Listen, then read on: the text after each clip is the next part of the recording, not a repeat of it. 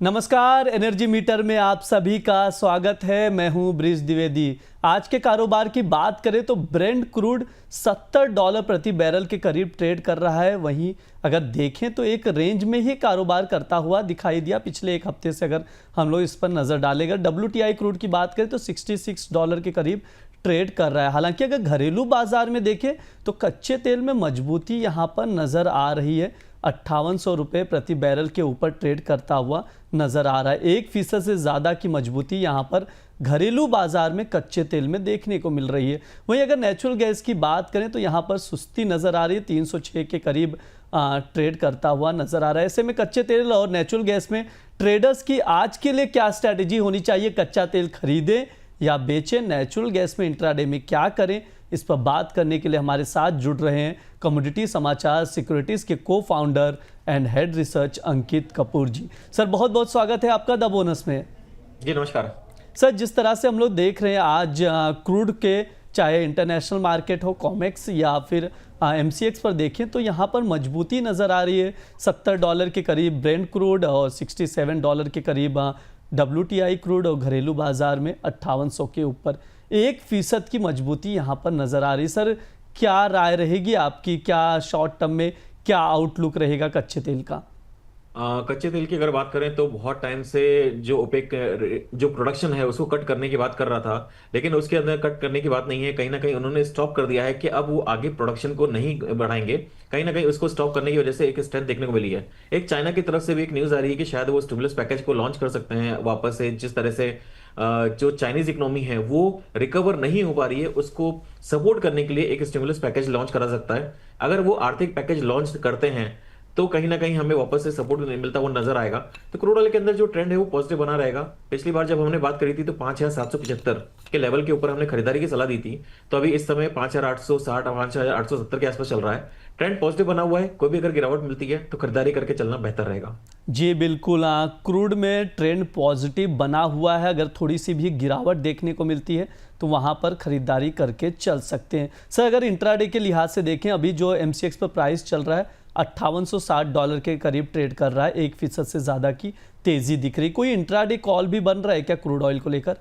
Crude oil में अभी गिरावट का वेट करना चाहिए और 5770 के आसपास इसके अंदर खरीदारी करेंगे। स्टॉप लॉस जो रहेगा 5690 का रहेगा। टारगेट हमें 5930 तक देखने को मिल सकता है। जी बिल्कुल, सर ने जो ट्रेडिंग कॉल बताया है वो रिपीट कर दे रहा हूँ। क्रूड ऑयल में स्पेशली जुलाई कॉन्ट्रैक्ट में 5770 पर खरीदारी करनी, स्टॉप लॉस लगाना है 5690 का। जो टारगेट होगा 5930 का लेकर चल सकते हैं आप लोग। यहाँ पर बाय की सलाह दी जा रही है। अभी जो ट्रेड कर रहा है $5860 के 5860 रुपये प्रति बैरल पर क्रूड ट्रेड करता हुआ नज़र आ रहा है। यानी यहाँ से थोड़ी सी कीमतें अगर गिरती हैं तो बाय ऑन डिप की स्ट्रैटेजी अपनाकर चल सकते हैं। सर, अगर फंडामेंटल्स की बात करें, जिस तरह से हम लोग क्रूड ऑयल को देखा है अपसाइड एंड डाउन साइड जाते हुए, कौन कौन से फंडामेंटल्स हैं जिस पर नज़र बनाकर एक ट्रेडर्स को चलने की ज़रूरत है क्रूड ऑयल के लिए? क्रूड ऑयल में जो दबाव देखने को मिला था वो हमको दबाव इसलिए देखने को मिला था जहां पे हमको टेंशन जो मिडिल ईस्ट में थे वो कहीं ना कहीं कमजोर होते हुए नजर आई थी, वो खत्म होते हुए नजर आई थी। तो वहां पे जो था वापस से सपोर्ट मिलता हुआ नजर आया था। तो एक गिरावट एक लंबी मिली थी जहां पे हमने 5525 5530 तक के लेवल्स देखे थे। उसके बाद में देखा जाए तो 5500 की बात करें तो एक मेजर सपोर्ट बन चुका है। यहाँ पे 5000 के नीचे क्रूड ऑयल का ट्रेड करना काफी मुश्किल लग रहा है, क्योंकि कहीं ना कहीं डिमांड है मार्केट के अंदर। और ग्लोबल मार्केट में जिस तरह से टैरिफ की चीजें चल रही हैं अब वो सारी डिस्काउंटेड हो चुकी हैं। नेक्स्ट फेज क्या होगा? ग्रोथ वाला फेज है। जैसे जैसे ग्रोथ की निकलेगी मार्केट में, चाइना की तरफ से, यूएस की तरफ से और मार्केट में ग्लोबल मार्केट की तरफ से, अगर वापस से ग्रोथ रिवाइव होती है तो डेफिनेटली कहीं ना कहीं क्रूड ऑयल की प्राइसेस की डिमांड बढ़ेगी। क्रूड ऑयल में 5500 के नीचे या फिर $60 के नीचे, मतलब बहुत मुश्किल है कि 5500 के नीचे या फिर $60 के नीचे जाए क्रूड ऑयल। ट्रेंड पॉजिटिव बना रहेगा।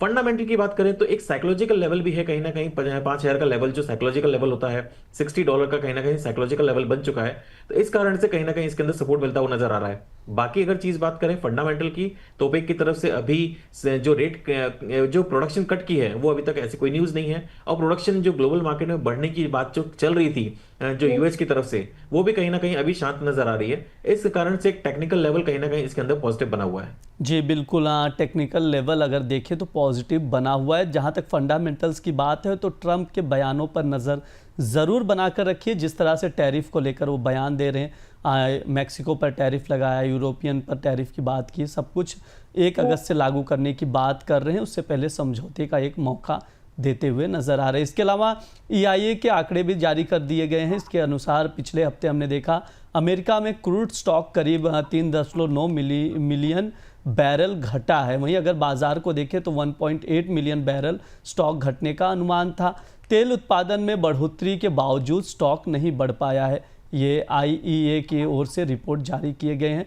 इसके अलावा जैसा सर ने बताया, जिस तरह से फेड की दरों पर सबकी नज़रें हैं कि कटौती होती है या नहीं, क्योंकि ट्रंप और जो फेड के चेयर हैं जेरोम पावेल के बीच लगातार तनाव बढ़ता हुआ नज़र आ रहा है। ये तमाम फंडामेंटल्स हैं जिस पर नज़र बनाकर चलने की ज़रूरत है। अब थोड़ा सा जिस तरह से हमने क्रूड की बात की, अब थोड़ा सा नेचुरल गैस की ओर रुख कर लेते हैं। 308 रुपये पर ट्रेड कर रहा है, पॉजिटिव नज़र आ रहा है। कल भी हमने देखा 311 रुपये तक जाते हुए, उसके बाद डाउन साइड 304 301 रुपये तक आते हुए देखा। यानी काफ़ी ज़्यादा वोलेटिलिटी नेचुरल गैस में देखने को मिल रही है। सर, क्या राय रहेगी आपकी नेचुरल गैस को लेकर? नेचुरल गैस का ट्रेंड काफी पॉजिटिव बना हुआ है। कोई भी गिरावट अगर मिलती है तो 300 रुपए के आसपास इसके अंदर खरीदारी करी जा सकती है। स्टॉप लॉस जो रहेगा वो 291 का रहेगा और टारगेट इसके अंदर वापस से 316 तक हमको देखने को मिल सकते हैं। ट्रेंड जो है इसके अंदर एक जो इसने पैनिक बना था मार्केट के अंदर, जब टेंशन रिलीज हुए थे, उसके बाद में हमने देखा था 360 के लेवल से नेचुरल गैस 270 के लेवल तक गिर गया था। तो ट्रेंड कहीं ना कहीं अगर देखा जाए, मैं पहले भी आपसे बात करी थी, हर 4 साल में जो नेचुरल गैस है वो अपना नया लो बनाता है। हर हर 2 साल में वो अपना नया हाई बनाता है। तो 2024 में हमने नया लो देख चुके हैं, तो 2026 में हम नेचुरल गैस के अंदर नए हाई की उम्मीद कर रहे हैं। तो ट्रेंड पॉजिटिव है। कुछ भी शॉर्ट टर्म में अगर गिरावट मिलती है तो खरीदारी करके चलना बेहतर रहेगा। जी बिल्कुल, नेचुरल गैस में ट्रेंड पॉजिटिव है। शॉर्ट टर्म में अगर देखें तो थोड़ा सी अगर गिरावट आती है, यानी बाय ऑन डिप की स्ट्रैटेजी अपनाकर चल सकते हैं। सर, ट्रेडिंग कॉल एक बार रिपीट कर देंगे नेचुरल गैस का जो आपने बताया?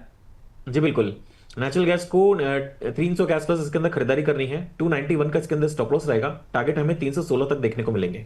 जी बिल्कुल, नेचुरल गैस में खरीदारी की राय दी जा रही। 300 पर आप खरीद कर चल सकते हैं। स्टॉप लॉस लगाना है 291 का, जो टारगेट होगा 316 का लेकर चल सकते हैं। ध्यान रहे 291 का स्टॉप लॉस ज़रूर लगाएं, क्योंकि नेचुरल गैस में काफ़ी ज़्यादा वोलेटिलिटी देखने को मिल रही है। इसके अलावा कुछ स्टॉक की भी बात कर लेते हैं। जो रिपोर्ट्स आई, नेचुरल गैस का स्टॉक बढ़ा है। पिछले हफ्ते अगर देखें तो अमेरिका में नेचुरल गैस का स्टॉक बढ़ा हुआ दिखाई दिया है। अमेरिका में नेचुरल गैस के स्टॉक में 46 बिलियन क्यूबिक फीट की बढ़ोतरी हुई है। बाजार को 44 बिलियन क्यूबिक फीट की बढ़ोतरी का अनुमान था, यानी जितना अनुमान था उससे 2 बिलियन क्यूबिक फीट की ज़्यादा बढ़ोतरी देखने को मिली है। ये नेचुरल गैस से निकल कर आ रहे हैं डेटाज जो हैं, हम आप तक शेयर कर रहे हैं। एक बार मैं चाहूँगा जो क्रूड ऑयल और नेचुरल गैस का ट्रेडिंग कॉल है वापस से एक बार स्क्रीन पर शो कर दिया जाए, जिससे दर्शक समझ सकें कि उनको करना क्या है आज के लिए।